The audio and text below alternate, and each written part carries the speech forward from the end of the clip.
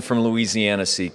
Mr. Speaker, I ask unanimous consent to speak out of order for the purpose of inquiring to the Majority Leader the floor schedule for next week. Without objection. Thank you. And also, Mr. Speaker, I ask unanimous consent to revise and extend my remarks. Without objection. With that, Mr. Speaker, I would now like to yield to my friend, the Majority Leader, and welcome back the Majority Leader to the colloquy, and good to see you spry. And with that, my friend, the Majority Leader, I yield. I thank the gentleman from Louisiana, Mr. Scalise, for yielding. On Monday, the House will meet at 12 p.m. for morning hour and 2 p.m. for legislative business, with votes postponed until 10:30 p.m. On Tuesday, the House will meet at 10 a.m. I want to make that clear. That's an acceleration from 12. We have a lot of business to do next week. We have a lot of appropriation bills, so we want to make sure that we're not meeting late into the night. So on Tuesday, the House will meet at 10 a.m. for morning hour and 12 p.m. for legislative business. On Wednesday, the House is expected to meet at 11 a.m. for legislative business. On Thursday, the House will expect to meet at 10 a.m. for legislative business. On Friday, the House will meet, as usual, at 9 a.m. for legislative business. The House will consider several bills under suspension of the rules. The complete list of suspensions will be announced by close of business tomorrow. In addition, the House will consider at least 7 of the 12 appropriation bills for fiscal year 2022, recognizing the importance of completing our work well in advance of the deadline at the end of September. I would let the members know that, unfortunately, well, first of all, let me say we've marked up all 12 bills, and they have been reported out of committee. The Senate has not reported out nor considered a single appropriation bill, and we have 60 days before the end of the fiscal year, approximately, give or take. The House will consider a 7-bill minibus H.R. 4502. That bill will include 7 appropriation bills: the Labor, Health, and Human Services and Education Bill, the Agricultural Bill, the Rural Development, and Agriculture and Rural Development, Energy and Water Development, Financial Services, and General Government, Interior, Environment, Military Construction and Veterans Affairs, Transportation and Housing, and Urban Development Appropriations Act. There will be additional bills on the appropriation. There are obviously, after the 7, 5 additional appropriation bills that will be available for consideration. 3 of those bills, as I understand it, have been noticed by the Rules Committee for amendments to be filed. So they will be ready to go next week, and I'm hopeful that we will be able to move some of those bills next week. They will be the Legislative Branch Appropriation Bill, the Commerce, Justice, Science, and Related Agencies Appropriation Bill, and the Department of State and Foreign Operations and Related Programs Appropriation Bill. That will leave the Defense Bill and the Homeland Security Bill. Lastly, additional legislative items are possible, and that will be our schedule for the week to come. I expect it to be long days, which is why we're going in at 10 a.m. and 11 a.m. on one day, 10 a.m. on 2 of the days, which we usually go in at 12. I would hope that that would preclude us from going very late at night, but I think everybody ought to expect that we will be here into the evening. And I yield. I thank the gentleman for yielding as we look towards this appropriations process coming to the floor next week. I would hope it doesn't take the same tone that it took in committee, and that is a hyper-partisan approach, which in years past you've seen Republicans and Democrats come together to ultimately determine how best to fund this United States government. And any bill that's going to get sent to the president's desk is going to ultimately be a bipartisan bill. Unfortunately, that's not the bill that's going to be coming to the floor. There are a lot of very, very extreme radical elements that were put in that bill, but there was also something very alarming, and that was a departure from over 40 years of bipartisan agreement on what is known as the Hyde Amendment. Henry Hyde in the 1970s was able to get agreement between Republicans and Democrats to say, on all the things we may disagree with, let's at least agree that taxpayer funding should not be used for abortions. And overwhelming majorities of Republicans and Democrats have supported that going back to 1976, this appropriations bill guts the Hyde Amendment, and why this Democrat majority decided to break from decades of bipartisan agreement on Hyde is perplexing, but I would hope, among many other things, we'd be able to have that full debate on the House floor, that amendments like restoring Hyde would be made in order, not a closed process, not a very narrow process where the goal would be to push a hyper-partisan bill out of the House that won't become law, which means it would be a very futile exercise that we'd be participating in next week, but in fact to work in a bipartisan way on those things that we can come to an agreement on about how to properly fund the government. I'm not sure if that's being anticipated with the 7 bills that are coming in this bloated bus, but I would hope that the majority, as the Rules Committee looks to determine which amendments would be made in order, would go to an open process and let things like the Hyde Amendment be debated and frankly, to be supported in the bipartisan way that it's always enjoyed going back over 40 years. And so maybe the gentleman could shed light on that, but I would yield on that. I thank the gentleman for his comments.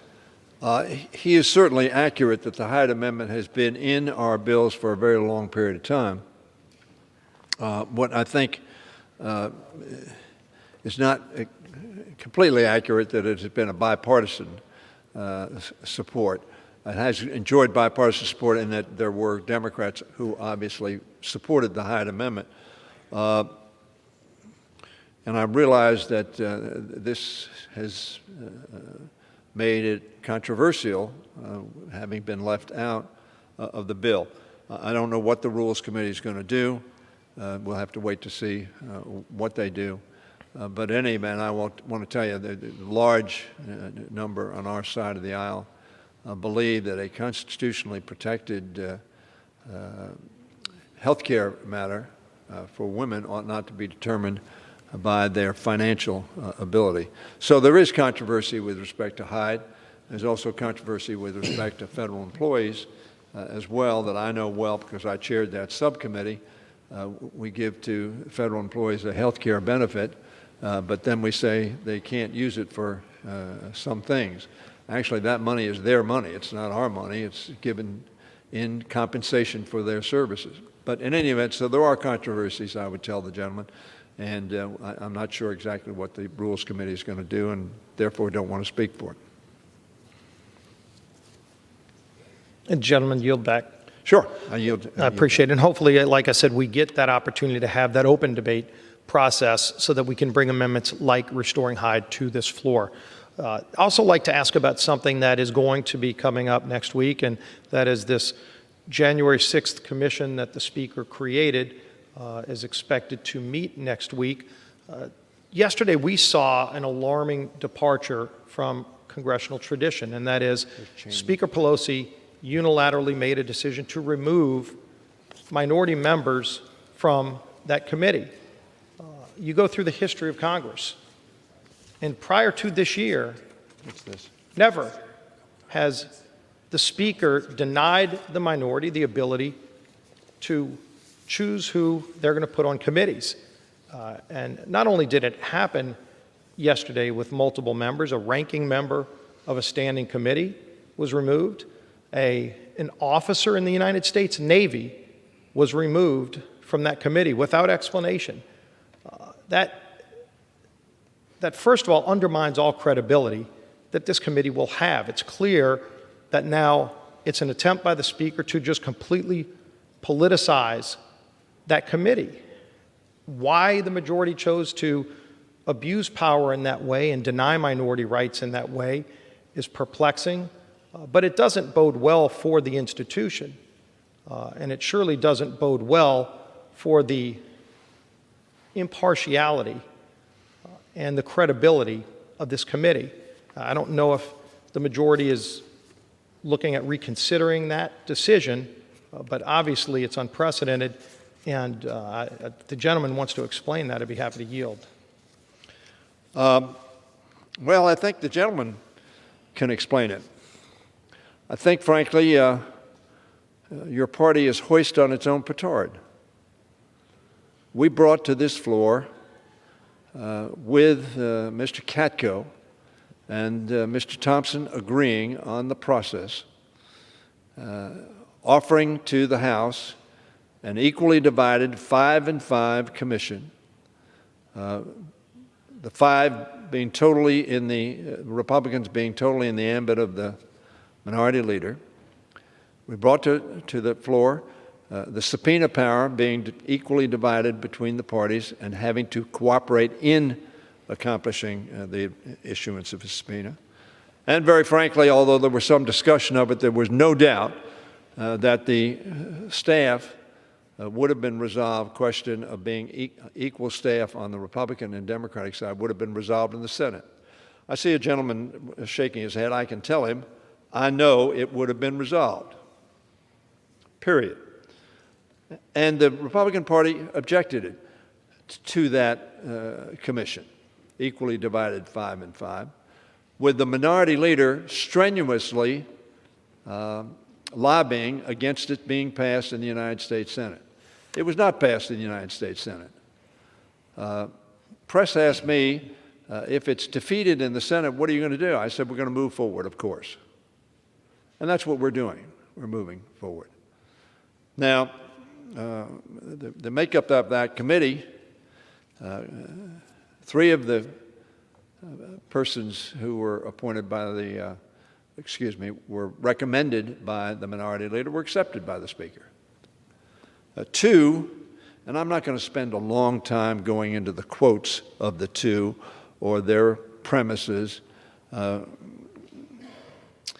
all I can say is when asked the question, Ms. Cheney, who I know you folks have kicked out of leadership because she tells the truth,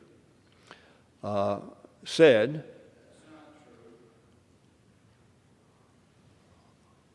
And I would ask the gentleman I don't know. to back away. That was not the reason that Ms. Cheney was removed as chair. Well, It had that's- nothing to do that's certainly one with opinion, statements however. that were made. That's one opinion. Now, she said... It's an in opinion ask- that we don't share because it's not accurate. Well, I clearly know we don't share that view. But it was referenced that, well, she may told the truth, but she ought to stop telling the truth. Well, that was one of the references we made as you replaced her as your third in line, because she, from our perspective, and from, I think, a large perspective of the American people, told the truth. And she continues to tell the truth. And she was asked the question, what do you think about this nonpartisan investigation? She said, I am absolutely confident that we will have a nonpartisan investigation, that it will look at the facts, that it will go wherever the facts may lead. There are 3 members from the minority leader proposed that the Speaker has agreed to, did not object to. She's objected to 2 members.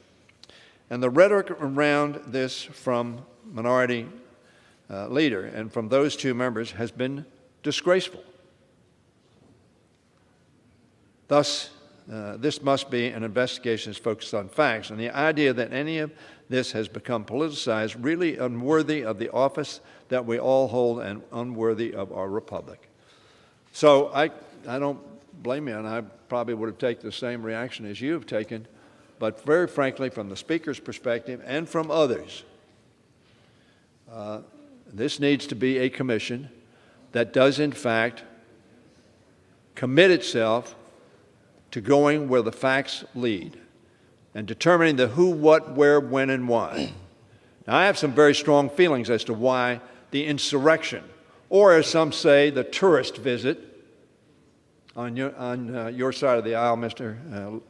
Whip, the tourist visit that resulted in the death of a number of people, terrorizing members of this House who thought their lives were in danger because people were trying to break into the House chamber. The rationalization of that activity has been rampant by many on your side of the aisle. We have some strong feelings on this, and we're going to get to the facts. And the American people will make the ultimate judgment, obviously. And we want to see that commission, again, hoist on your own petard. The overwhelming majority of you voted against Mr. Speaker, they voted against a commission, 5 Republicans appointed by the minority leader, appointed by, not recommended by, and 5 Democrats. Subpoena power shared, and notwithstanding the fact that some of you apparently don't agree, I guarantee you it would have been equal staffing. That would have been resolved. That was not a really big issue. It was a make-up issue to vote no in the United States Senate because, in our view, so you understand, Donald Trump didn't want the commission.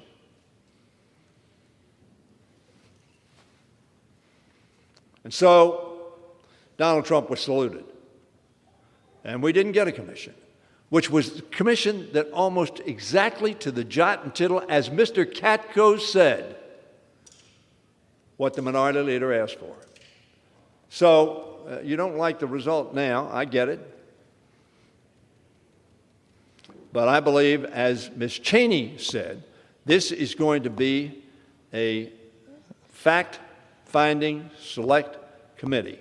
Witnesses will say what they're going to say. By the way, one of the people that was rejected by the Speaker may well be, and maybe both, witnesses before the Select Committee. I don't know that. Nobody's told me that, but that may be the case. So we're going to proceed. I know there's disagreement. That's not surprising. But you looked the opportunity that you asked for in the eye and rejected it. So here we are. I yield back. Well, first of all, that wasn't the opportunity that we asked for, and I think the majority leader knows that the minority leader put a number of other issues on the table that he wanted to be included in that review, and those were rejected. They were rejected by the Speaker. They were rejected by the majority. The majority leader will have an opportunity, but there were a number of things you said, I think, that need to be cleaned up because they're just not accurate. And so if you look at the members that were kicked off from the minority side yesterday, still no explanation given, by the way, that includes a ranking member of a committee and an officer in the United States Navy who was removed yesterday by Speaker Pelosi with no reason given in an unprecedented way. Maybe Speaker Pelosi and maybe this majority don't want to see all the facts come out because they were surely raising, those 2 members who were removed yesterday were raising very serious questions that ought to be answered. Whatever those answers are, whatever those facts are, they were publicly raising questions. And maybe because they raised those questions that might be uncomfortable for the majority, they were removed from the committee with no explanation given. That had never happened before in the history of this Congress. So again, if you want the facts, don't sit there and say that you want the facts if you're going to remove people who are trying to get facts, who are raising serious questions that should be answered. They raised them publicly, and they were going to raise them in the committee, and maybe because they were going to raise those tough questions, they were removed by the Speaker. Members of the minority who were removed by the Speaker. I don't know if that's the new precedent that the majority leader wants to see in the future, but I'll tell you, since the gentleman likes quoting Liz Cheney, I will read this quote from Liz Cheney. Quote, "Speaker Pelosi and the Democrat majority have no business determining which Republicans sit on committees." That is from Liz Cheney, if the gentleman wants to quote. Is that a quote about Ms. Green? That is a quote about Ms. Green, but it's a general quote about whether or not, whoever it is. You can go down your list. By the way, there are members of the majority who were on that committee who voted on January 6th to reject electors. Maybe not this year's January 6th, but as the gentleman knows, every Republican president this century has had Democrats on this House floor object to electors being seated, including multiple members of the January 6th committee on the majority side. They weren't removed. In fact, they were appointed by the Speaker. Yet 2 of our members who raised very serious questions about facts that should be answered, wherever those answers lead, were removed because maybe the majority doesn't want all the facts to come out. Maybe they only want a certain narrative to come out. That's not an investigation.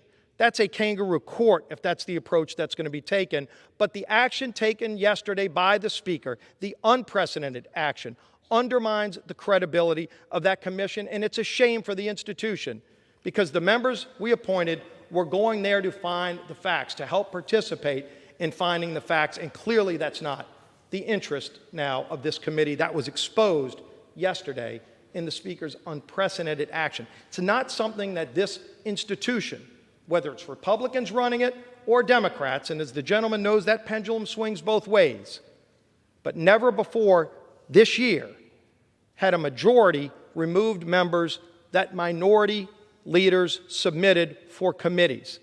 It's just not what's happened in this institution, but now it seems to be the norm because maybe some people that are asking tough questions are asking too tough of questions that this majority doesn't want to be answered. Kind of why this majority won't have a hearing on the origins of COVID. In fact, it was Mr. Jordan who, along with myself and others, has raised serious questions that have been backed up by many medical experts around this country that COVID-19 very likely started in the Wuhan lab and was leaked out. Medical experts from every walk of life have looked at the genetic makeup of this COVID-19 virus and said it couldn't have been transferred from bats to animals to humans. In fact, it was likely modified genetically in the lab in Wuhan. And yet there is not a single hearing that's been held by this majority on whether it was gain-of-function research, possibly funded with taxpayer money. All of those questions should be raised, but maybe the majority doesn't want those facts to come out. We should want the facts to come out wherever they lead. So don't pound the desk and say you want the facts when you remove people who are asking questions to get at the facts. Shouldn't be a one-sided question and argument. And I would yield. The legislation we passed said the Speaker would appoint all the members. These members were not kicked off. They never got on. Liz Cheney was asked whether that was the appropriate thing to do, and her response was, so you had her quote, "I agree with what the Speaker has done." Now, the reason she agreed, yes, they've raised questions. And on your side, you wanted to raise questions. You wanted to look at everything but January 6th. Maybe January 6th as well, but you wanted to look at this incident, that incident, the other incident, the incident over here. Are they relevant incidents? Sure they are. But not to January 6th. But why not look at all of them? Not to... I have the time. Gentleman has the time.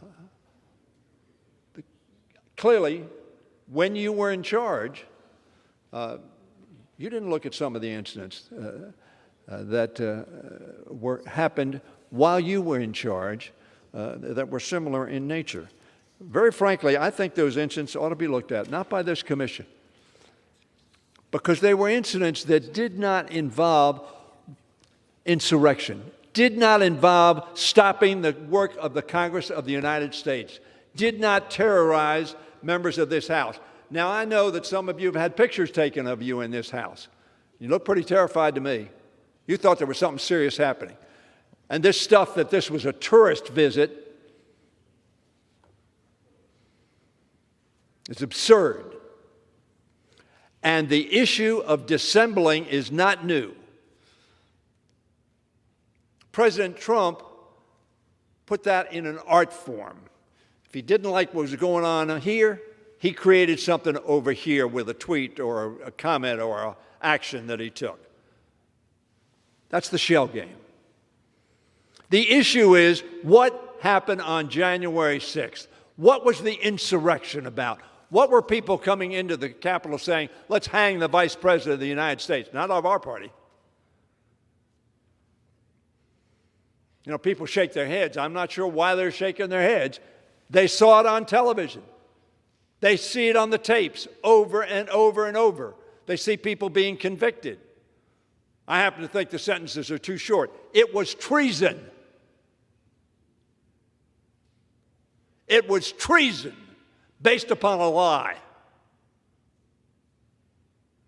And we need to get to the bottom of it. And what the Speaker has done is made sure that we're going to get to the bottom of it, notwithstanding the fact, and I will repeat again, all of you had the opportunity to vote. 5-5 shared the subpoena. Look at the and the Speaker and the leader was empowered to appoint anybody he wants. The legislation that passed this House said the Speaker would appoint. The Speaker. Did she consult with the minority leader? She did. And did she disagree with two that he appointed? She did. And she did not appoint them. That was in her power. And I agree with her. And Liz Cheney agreed with her. Why? Because that would have been dissembling, not looking for facts. Mr. Jordan has said over and over again, he believes the election was stolen. Court after court after court after court said no proof. No proof. And so we are where we are. And we're going to proceed. And we're going to proceed, and if the Speaker decides to withhold the three and name two others, so be it. We're going to proceed. We're going to proceed, and we're going to get the facts, and we're going to get those facts known to the American people. It's going to be widely covered. There are going to be a lot of witnesses, and we're going to find out the who. Maybe that's the problem. The who, and the what, and the where, and the why. For the first time in history, Americans, Trump signs waving, stopped the business of the Congress of the United States, an insurrection. And from my view, a treasonous act.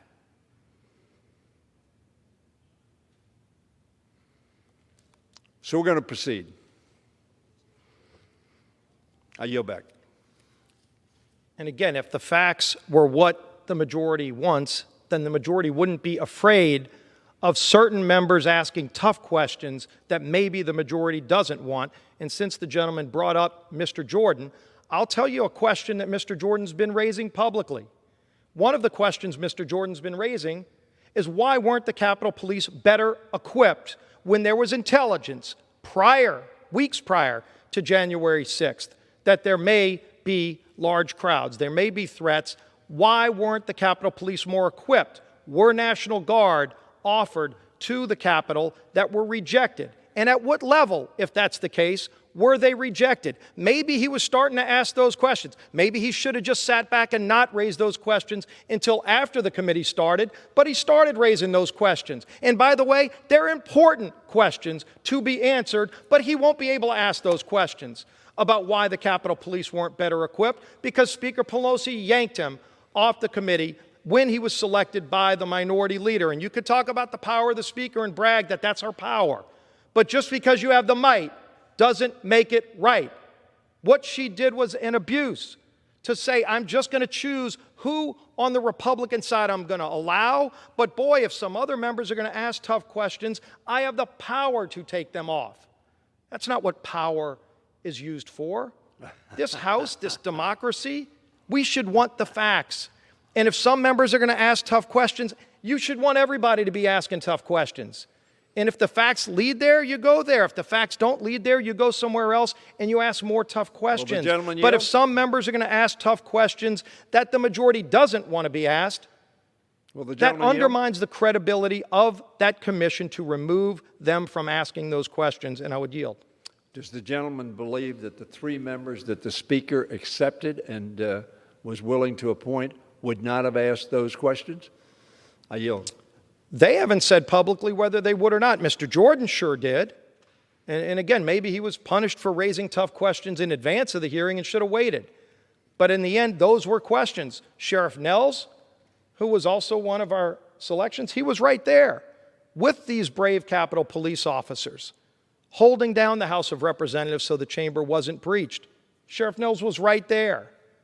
But again, if the integrity of that commission is now undermined because Speaker Pelosi chose to remove people who were going to ask tougher questions, then ultimately it proves that this is not a commission set on finding the facts. It's a commission set on establishing a narrative. regardless of the facts. That's a disgrace for this institution to go down that road. There's still time to reconsider. I would urge the majority to reconsider how they use or abuse the power that's vested upon them. And I would yield. I thank the gentleman for yielding. Your side had an opportunity to support the Capitol Police. Your side had an opportunity to support law enforcement. Your side had the opportunity to increase the capability of the Capitol Police to respond to insurrectionist, violent, criminal agents. Your side had that opportunity, and what did it do? To a person, voted no. And we passed it. We passed support of the Capitol Police. We passed support to strengthen our defenses. We passed legislation to try to make the Capitol more secure and our Capitol Police safer. We passed that legislation, not with a single one of your votes. And it went to the Senate. And it sits. And you read what that's doing to the morale of the Capitol Police and some of your comments about the Capitol Police. So you had that opportunity, I'd say to the Speaker, the Republicans had that opportunity. And just as they rejected the 5 and 5, they rejected support of the Capitol Police. And 17 of them voted against giving them a gold medal. Why? Because the insurrection was mentioned in the resolution. And of course, there was no insurrection. It was a tourist visit as they ambled politely through the halls of the Congress, saying how appreciative they were of the efforts being made by their Democratic representatives.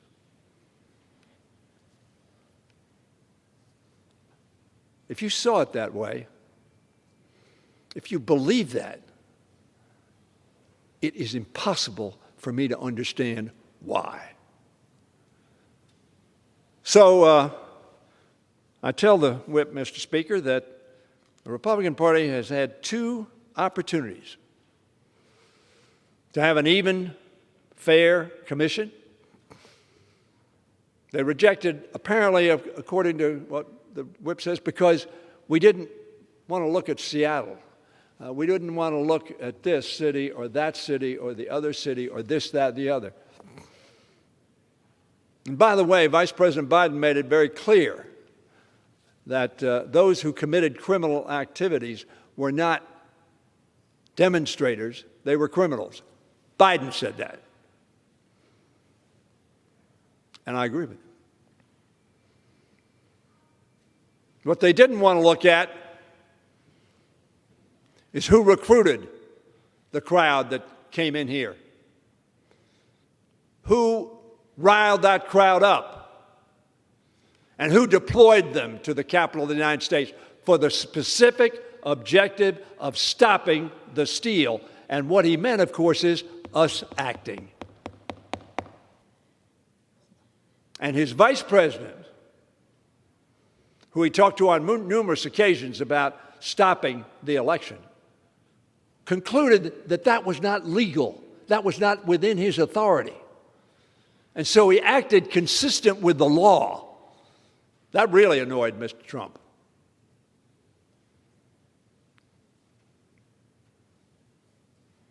So here we are. We should have had a bipartisan commission. We should have moved that forward. And yes, we should support the Capitol Police by adopting a supplemental. And by the way, the Senate supplemental is more, in terms of dollars, than the House supplemental. So it's not a question of we spent too much money to do this, to make the Capitol safe, to make the Capitol Police armed, to give them opportunity to get intelligence that they need to conceive. But what a distraction that the Capitol Police weren't prepared. The question is not were they prepared. The question is, why did American citizens try to commit insurrection and treason in the capital of the United States and stopped our work? not for very long. We came back, we did our work, and we got it done to the benefit of our country and our democracy and our image around the world. Our democracy was resilient. And nobody was angrier, I will tell you, and I think, Mr. Scalise, you were there, Mr. Speaker, nobody was angrier at what was happening that night than Mitch McConnell, the leader of the Senate, who said he believed, subsequent to his voting against impeachment, that notwithstanding that, he believed the president bore responsibility. As the minority leader said, not all responsibility, but bore responsibility. So we're going to look at this. You can talk all you want. Your leader has now decided he's going to withdraw the 3 and not participate. We regret that. But it's not going to stop us. It's not going to stop us getting at the truth.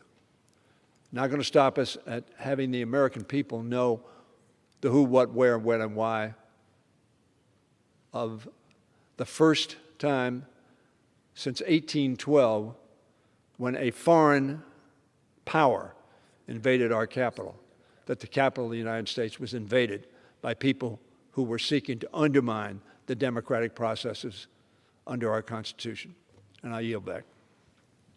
Well, thank the gentleman for yielding, and it's unfortunate that as that commission starts, it will not include other members, Republican members, who wanted to ask some of those tough questions in terms of supporting the police. Well, as a Republican I don't member, think the gentleman has seen any stronger support for police than on this side of the aisle. I've been maybe more vocal than anyone about support for the United States Capitol Police, because I wouldn't be here alive today without the bravery and heroism of the Capitol Police. And I think we all stand with them. And ultimately, when you look at the supplemental, when it came through the House in May, there were a number of members on the Democrat majority side who voted against that supplemental, who have been vocal about defunding the police. And in fact, we've been trying to bring up HRES 352, which expresses support for police in opposition to this crazy radical idea of defunding the police, where many of these cities that have actually defunded police are seeing rapid increases in crime. And even more, and I know I've held roundtables with sheriffs from the New Orleans area, as many of my colleagues have met with law enforcement. They'll tell you the biggest challenge today, in addition to the growing crime wave they're seeing, is a demoralization around the country for police, because they see these efforts to defund the police, and they see elected officials speaking out publicly against police. And it's not coming from the Republican side. I think the gentleman knows where it's coming from. But why won't this bill be brought to the floor to just express support for police? The fact that the majority on the Democrat side will not bring a resolution to express support for police, HRES 352, by Ms. Meliatakis and others, at a time when we are seeing around the country not only a demoralization, but an increase in resignations, people leaving the great work of law enforcement because they see in those communities that have defunded the police a lack of support. Most sheriffs will tell you they're having trouble recruiting new people right now because of the attacks on police all around the country that we saw from the summer through, where cops were murdered, shot, beaten, and yet a resolution to express support, to let them know that we have their back, still won't be brought to the floor by this majority. I hope the gentleman would look at bringing HRES 352 to the floor so that we can actually express to all police that we support them and that we do have their back. And I would yield on that. I thank the gentleman for yielding. You had an opportunity to support the police, and you voted with those who wanted to fund the police. All of you. You had an opportunity just a few weeks ago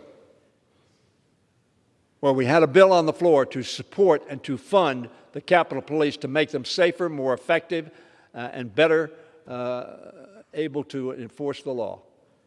And you all, to a person, voted no. You had the opportunity. So, and you voted with those who you say on our aisle didn't want to do that. But It passed. Why did it pass? Because the overwhelming majority of Democrats, it's the only reason it passed, voted to support the police, our Capitol Police. And I will tell you, that is also true of our members in terms of supporting law enforcement at the federal, state, and local levels. Are there some who say some things? Yes, there's some people who say some things on your side. I've quoted a couple of them that I'm sure you don't support. But having said that, you know, the proof is in the eating of the pudding. We had a bill on the floor that supported the police. You voted against it. Every one of you. Mr. Speaker, you can talk all you want about supporting them, but very frankly, the bills you're going to be voting on next week support the police. They're not defunding. Unlike the Trump budgets, if you look at the Trump budgets, who cut law enforcement funding? Trump budgets. Check me on that. Then come to the floor and say Hoyer was not telling the truth. Check me. You had an opportunity, Mr. Speaker. The minority had an opportunity to support the police. They all voted no. The Senate's doing the same. It's a shame because it's undermining the morale of the Capitol Police. And you've seen that reported in the newspapers. This is not me saying it. They don't understand why, and Mr. Scalise is absolutely right. The Capitol Police have kept him in particular and others who were attacked by a crazed, apparently left wing, but a crazed, bad person. Maybe mentally defective, but did a very bad act, and he was targeting Republicans. And we all stood up and when Mr. Scalise was in the hospital and thanked the Capitol Police for protecting him and others on that site. That was a terrible, terrible, venal, criminal act. The guy was probably a Democrat. I don't know. And we'll call him out for being that. And that's what we all do. And on January 6th, some very bad criminal people acted in this Congress, in this Capitol, against our democracy, against our Constitution. And we want to study it. We want to get the facts so it doesn't happen again, and so we know who is fomenting this insurrectionist psychology. Who rationalizes it on this floor? Now. I yield. Thank the gentleman for yielding. And just to point out, President Biden himself a year ago said he supports efforts to divert money away from police, which, by the way, is the same thing as defunding police. If you're diverting money away from police, you're defunding police. But again, there's a resolution that's been sitting out there for a while now to 352. Express support. I hope we would bring that to the floor and express that support. There are also a number of other issues dealing with inflation. We're seeing a dramatic increase in inflation across this country. Everything somebody buys, from going to a grocery store, we're paying more for things like eggs and milk. If you try to go on a summer vacation right now, you're paying over 40% more for gasoline. You're seeing it across the board, and that increase in inflation, dramatic increase, is a tax. It's a tax on hardworking families. This shows, for the gentleman, so many of those things. Used cars up 45%. If you can even find a car to buy because there's such a shortage, when the government's paying people not to work. The borrowing, by the way, and spending of trillions of dollars, which is some of the items that are going to be coming to the floor next week and beyond, trillions more, much of it deficit spending, is part of the reason we're seeing inflation in those things. Gas, 45% up. Home prices, 15% up. Milk, 5%. Laundry machines, 29% if you can get one. You might have to wait 6 months to get a washer and dryer. All of this is a tax on hardworking middle-class families. What we should be doing is bringing legislation to the floor to confront these problems, not to keep spending trillions and trillions more in deficit spending and higher taxes that ultimately would lead to a more evaporation of middle-class jobs, which is what the majority is bringing. But I would hope that the gentleman would look at legislation working with Republicans to start addressing some of these problems that are affecting household families all across this country. Republican, Democrat, Independent, doesn't matter. They're seeing this problem. And they would like to see this Congress confront it, not make it worse with more deficit spending, with more multi-trillion-dollar spending bills, and higher taxes that will ship more jobs overseas, shutting down energy production in America while the president's signing or authorizing agreements with Russia to use pipelines to ship their energy to other countries. He's shutting down pipelines in America so that we can use more of our natural resources, again, leading to higher prices across the board, things that are adversely affecting families. I would hope we could bring legislation to confront these challenges to the floor, and I would yield. I thank the gentleman for yielding. We have brought them to the floor. We're going to continue to bring them to the floor, and we hope you support them. We've created 3 million new jobs, more jobs in our first 5 months than any administration in history. You forgot to mention that figure. At double the monthly rates of the 5 months prior to that under the Trump administration. The average number of new unemployment insurance claims has been cut in half. Last week, that number was about 400,000. The same week last year, it was 1.5 million under the Trump administration. Small business optimism has returned to its 2019 average. The economy grew at 6.4% in the first quarter. Independent projections from CBO, the IMF, the Federal Reserve, the World Bank, and OECD, and many others all forecast America this year reaching the highest level of growth in nearly 4 decades. Furthermore, as you know, the director of the Federal Reserve has opined that he thinks, yes, there is a surge in inflation. Yes, we're concerned about it. The Federal Reserve is watching it. We are watching it. We want to keep inflation in check. The gentleman referenced that we're paying people not to work. Let me remind the gentleman we had 4 bills which did similar things that were passed in overwhelming bipartisan fashion last year. Overwhelming bipartisan fashion. And none of them would have become law without the signature of President Donald Trump. Now, what happened? Donald Trump left, and bipartisanship left with him. Not because he was so bipartisan, but he thought that doing what we were doing was good for the people, and therefore I think he thought good politics. I think that's accurate. The fact is that this economy is now doing exactly what we want it to do. It's growing. Now, it's surged. There's no doubt about that, and that surge has resulted in inflation hiking at a higher rate than we would like, including the products that the whip mentioned, Mr. Speaker. We need to contain inflation because it does rob those, particularly on fixed incomes. But the multi-trillions that were spent last year, one of which, the CARES Act, was spent with almost a unanimous vote in this House, $2 trillion.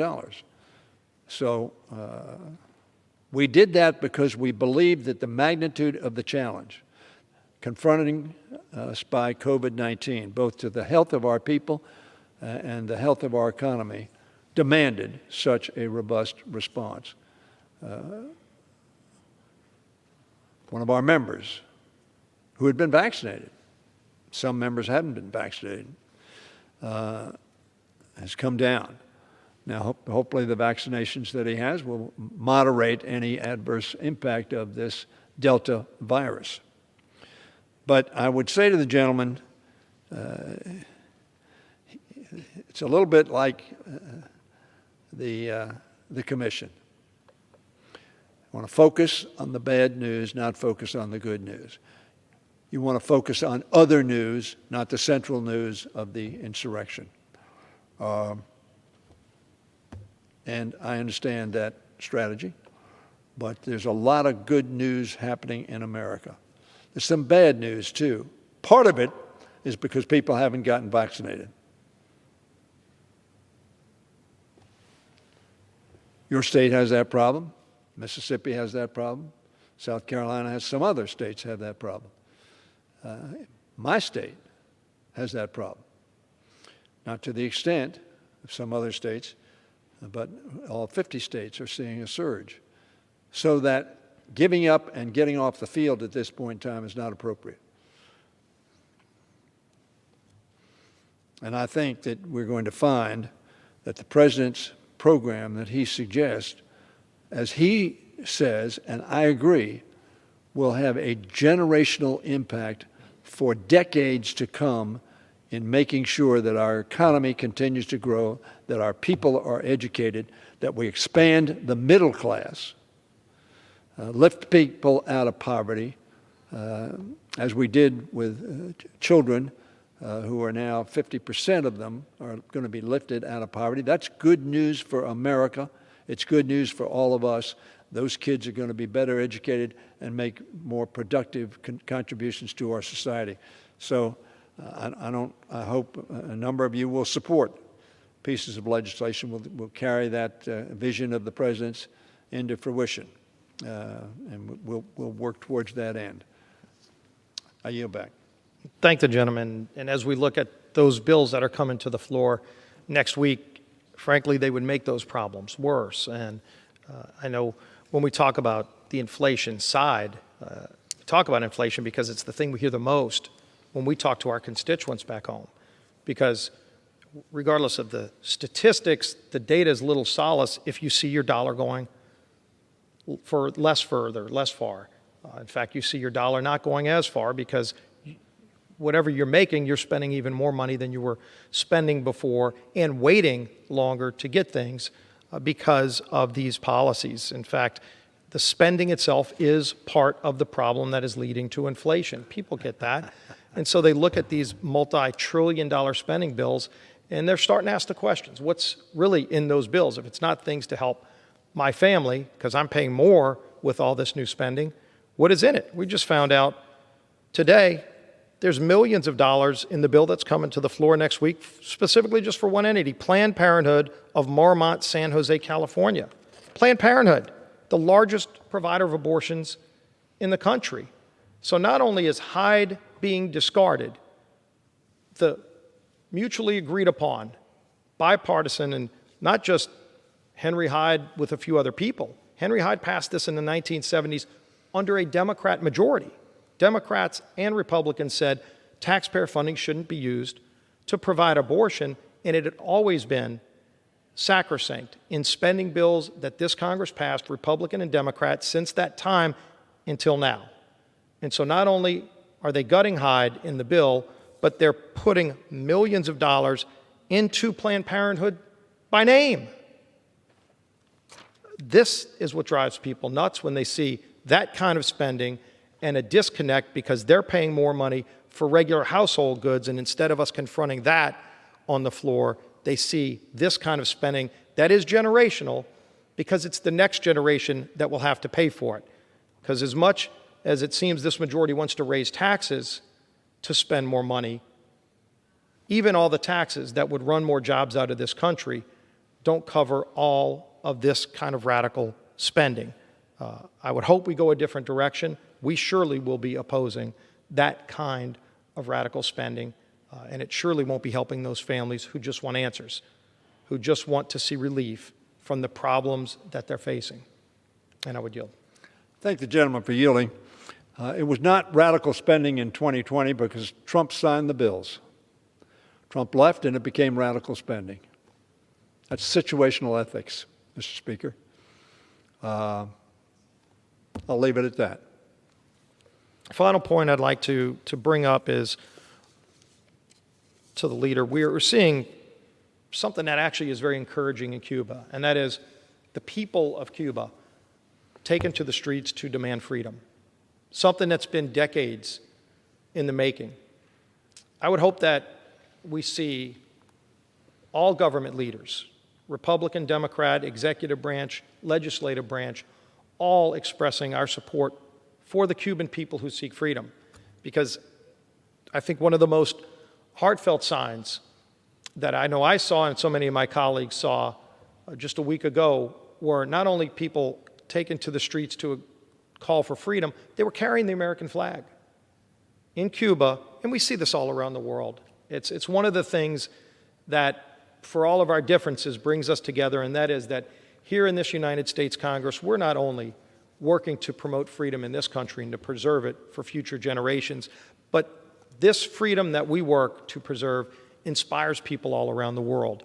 And whether it's Cuba or in Iran, which we saw years ago, or any other country, when people seek freedom, there's really only one flag that they wave, and that's the United States flag. And our colleague Mario Diaz-Balart, whose family fled Cuba, like so many of our colleagues, some first generation, Carlos Jimenez, a former mayor of Miami-Dade, personally fled Cuba seeking freedom, and talk about the American dream.